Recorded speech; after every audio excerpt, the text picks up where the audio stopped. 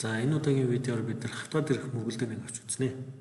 За хавтгад ирэх мөргөлдөөнийг тооцоход бол юу болох вэ гэхээр y(x) гэсэн координатын тэнхлэгтэр y тэнхлэгийн хувьд хөдөлгөөний тоо хэмжээ хадгалагдана, x тэнхлэгийн хувьд хөдөлгөөний тоо хэмжээ хадгалагдана гэж үздэг байгаа. За энэ дээр бол юу өгсөн байна гэхээр 2 бий өгсөн байна. m1 нь 2 кг масстай, m3 нь 3 кг масстай биетүүд энэ зурагт өгөгдснөөр 4 болон 2 м/с-ийн хурдтайгаар хөдөлж байжээ. За энэ мөргөлдөөн мөн болохоор ОЦ болоод мөргөлдсөний дараагаар ингээд хамтдаа явсан байна. За энэ хамт явахдаа бол x тэнхлэгт 37 градусын үн зүгүүсэн хамтдаа хөдөлжээ гэж. За ийм бол бид нар мөргөлдөөний дараах энэ хурд ямар байх вэ гэдгийг олъё. За тэгэхээр бид нар x тэнхлэгийн хувьд хөдөлгөөний тоо хэмжээ хадгалах хуулийг бичиж. За тэгэхээр x тэнхлэгт бол юу болох вэ гэхээр зөвхөн энд энэ хөдөлгөөн маань зөвхөн x тэнхлэгийн хувьд байна. За энэ бол юу болох вэ гэхээр y тэнхлэгийн хувьд байна. Y энэ болохоор x тэнхлэгийн хувьд. За мөргөлдөөний дараа энүүний байгуулагчийг болохоор x тэнхлэгийн дагуу хурд. За ийшээгээ x тэнхлэгийн дагуу хурд. За ийшээгээ y тэнхлэгийн дагуу хурд байна гэж үзье. За ингээд үзэх юм бол юу болчих вэ гэхээр за x тэнхлэгийн хувьд бичих юм бол m1-ийг үржих нь v1 за тэнцүү. За энэ дээр бол нэмэх нь m2 байж болно. m2-ыг үржих нь x тэнхлэгдэх хурд нь болохоор 0 болчих. Энэ үний хэвтэй хурд бол байхгүй.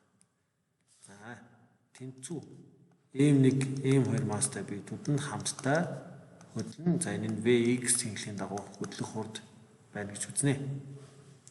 За энэ бол x тэнхлэгийн хувьд бичиж. За y тэнхлэгийн хувьд бичиж. За y тэнхлэгийн хувьд бичих юм бол юу болж байгаа гэхээр энд y тэнхлэгийн дагуу хурдтай хөдөлж байна. За энэ болохоор x тэнхлэгийн хурдтай хөдөлж байна. Энд y тэнхлэгийн дагуу хурд нь 0. v y нь 0 болчих гэсэн үг.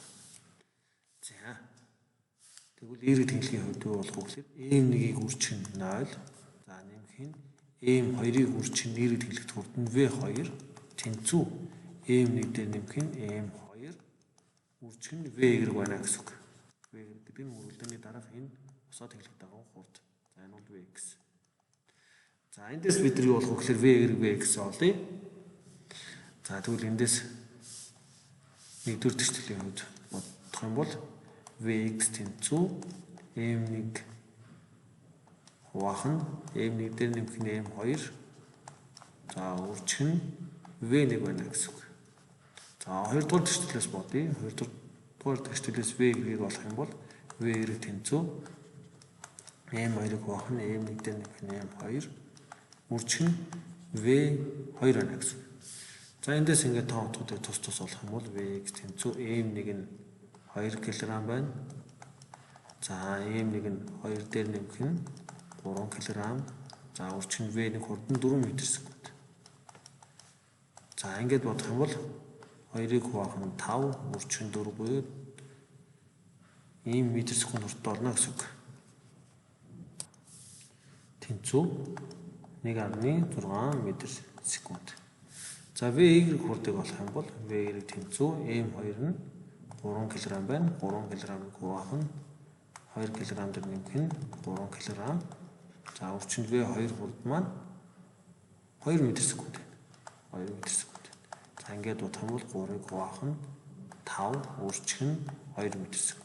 Тэнцүү 1.2 м/с байна гэсэн. За ингээд мөргөлдөөний дараа юу болчихно вэ гэхээр x тэнхлэгийн дагуу 1.6 м/с хурдтай. За y тэнхлэгийн дагуу 1.2 м/с хурдтай хөдөлж байна гэсэн. За эндээс ингээд бодох юм бол бид нар бүрэн хурдыг олж болно. За бүрэн хурд маань энэ хоёр маань бол тийш өнцөд үүсгэн хэвтэй бол босоо урднууд маань 1.2-ын квадрат дээр 1.6-ын квадратыг нэмэх юм бол энэ гифтнүүд нь 2 м/с гарна гэсэн. За энэ бол бүрэн хурд. За эндээс бид нар тангсын харьцаар энэ үнцгийг олж болно. За энэ үнцгийг олох юм бол хэвтэй чиглэл таргац үнцэг маань тангс арга тангс 1.2-ыг хуваах нь 1.6. За энийг тооны машин дээр болохоор бид нар бол функцийн тооны машин дээр тангсын хасагныг зэрэг гэж бичдэг байгаа. Тангсын хасагныг зэрэг. За тэгээд 1.2-ыг хуваах нь 1.6 гэж гарч ирдэг. За эндээс бол юу болох вэ гэхээр ойролцоогоор 37 градус мөн гараад ирнэ гэсэн. Нэгсний хэвтэж чиглэлд харуулцах үнцэг 37 градус гэхэд өгч байгаа гэсэн. За тэгвэл бидэрт бодлогонд энэ 37 градус анх яах гэж өгвөө гэж. За тэгэхээр энэ тохиолдолд яаж бодох вэ гэхээр энд бид нэр Vx, Vy-ийг олоод бодож байгаа. Тэгэхээр бидэрт бол энэ хоёрын аль нэгийг нь олох шаардлага анхаас өрнөхөд байхгүйсэн. За тэгэхээр аль нэг нь мэдгэж байна гэж үзье. За Vx мэдгэж байна. За тэгэх юм бол ийшээ явж байгаа хурд нь 1.6. Энэ үнц нь 37 градус. За тэгвэл бид нар энэ Vx хурдыг олж болно гэсэн. Нэгсний үнцгийн налсан катт. Тэгэхээр налсан каттыг гифтнүүц харьцуулах юм бол космос 37 гэдэг. Космос 37. За эндээс V-г олох юм бол 1.6-г хуваах нь космос 37 буюу космос 37-д ойролцоогоор 0.8. Ингээд 2 м/сек хурдтай байна гэдэг яг нь шууд бид олчих болно. Нэгсний Y тэнхлэгийг өгөх шаардлагагүйгээр бодож гаргаж болох байсан гэсэн үг.